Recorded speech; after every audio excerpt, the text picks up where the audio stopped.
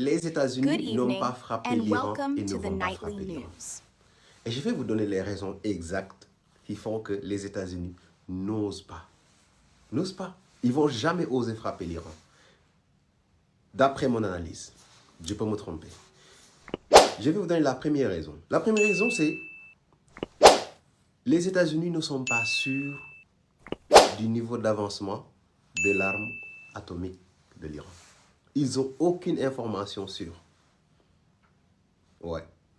Et les États-Unis savent que aujourd'hui, l'Iran dispose de suffisamment d'armes, de missiles capables de détruire l'Israël. Israël qui est en réalité une base avancée des États-Unis dans le Moyen-Orient. Et ils ont vu la guerre des 10 jours, ce que ça a produit comme désastre au niveau de l'Israël. Et je vous assure que si les Israéliens, si les Américains et les Israéliens essaient encore de frapper, ce sera pire. Ce sera pire. Et l'Israël et les Américains savent que l'Iran ne peut pas être frappé comme ça. C'est-à-dire que l'Iran est une civilisation de 3000 ans de résistance. Non. L'Iran n'est pas une civilisation ou bien un peuple qui a connu sa grandeur il y a 50 ans avec le pétrole ou bien il y a 60 ans. Non. C'est des gens qui ont défendu leur culture contre les Arabes, contre les Romains, contre les Grecs. Et aujourd'hui, c'est une civilisation qui est toujours restée vivante. L'Iran est une sorte de bunker à ciel ouvert. Partout, c'est des missiles enterrés. Et à tout moment et à n'importe quel endroit de l'Iran, vous pouvez avoir des missiles qui décollent pour aller frapper les États-Unis. Et c'est pour aller frapper l'Israël. C'est pour cela que la base américaine des Émirats, du Qatar, a été évacuée. Oui. Parce qu'ils savaient que c'est une base accessible. Les Iraniens ont des missiles qu'il n'y a pas de système de défense antiaérien capable de les intercepter. Ça, c'est une première raison. La deuxième raison, elle est liée à la géopolitique sous-régionale. Dans cette région-là, on a vu, dans cette opération-là, les Américains n'ont aucun soutien dans la région à part l'Israël. Les Saoudiens commencent à en avoir marre et ils ont retenu les conséquences de l'intervention américaine en Irak. Ils ont fait des milliers de morts. Ils se sont enfuis en plein jour, laissant derrière des cadavres et des millions de réfugiés. Et tout ça, c'est sur le poids de la région. C'est les pays de la région qui vont souffrir. Oui. Le Qatar également le sait. Et s'il n'y a pas de géants aujourd'hui dans la région aussi, ça va devenir problématique parce que eux tous, ils savent une chose. C'est une question de timing. Mais par rapport à l'Israël, chacun prendra son tour. Le Liban, la Syrie, la Palestine. Si l'Iran tombe, les autres vont tomber. Donc, la configuration géopolitique fait qu'aujourd'hui, les États-Unis n'ont pas d'appui.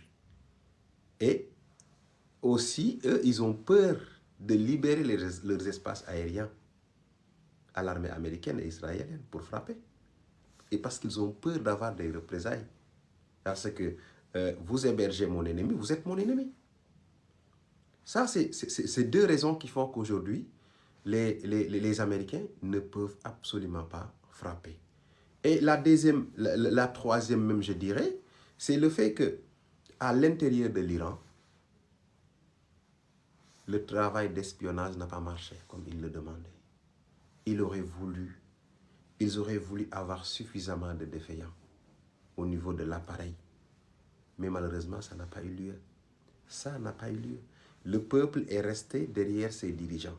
Ils ont essayé de manipuler à travers une manifestation en tuant même des policiers, des membres des forces de l'ordre pour augmenter le nombre de massacres, le nombre de personnes massacrées. Mais ça n'a pas suffi pour que le régime cède.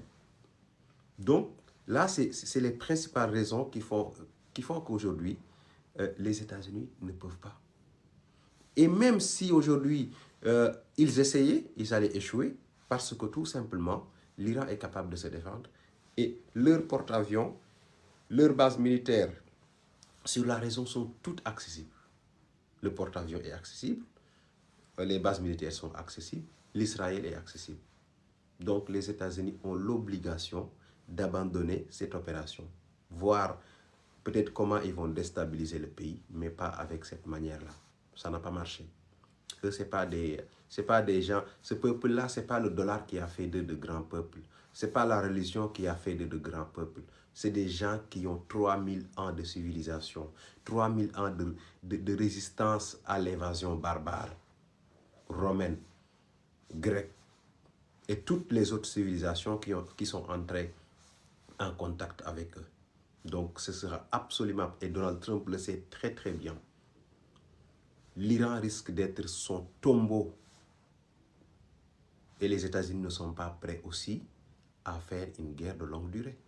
Et cette guerre-là, ce n'est pas une guerre que tu vas faire en 12 jours. Hein. Non. Bombarder l'Iran, c'est, voilà, mettre en danger l'Israël, mettre en danger aussi toute la région. Et c'est pour ça, aujourd'hui, vous ne verrez jamais que ce soit l'Arabie Saoudite, les Émirats, le Qatar, faire une déclaration en faveur. Non, ils sont tous contre une intervention militaire. Parce que les Américains, ils sont habiles quand il s'agit de détruire. Mais ils ne savent pas construire.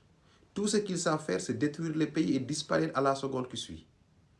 Ils l'ont fait. Je ne vais pas vous citer. Vous connaissez tous toutes leurs interventions militaires. Ils ont détruit les pays, que ce soit en Amérique latine, en Asie ou en Afrique. Ils ont détruit les pays. Ils ont pris la fuite. Ça ne leur gêne absolument pas. Les États-Unis, ce n'est pas un pays qui gagne la guerre. C'est un pays qui déstabilise la région, qui vole des armes, qui vole le pétrole et disparaît. C'est tout simplement ça leur politique.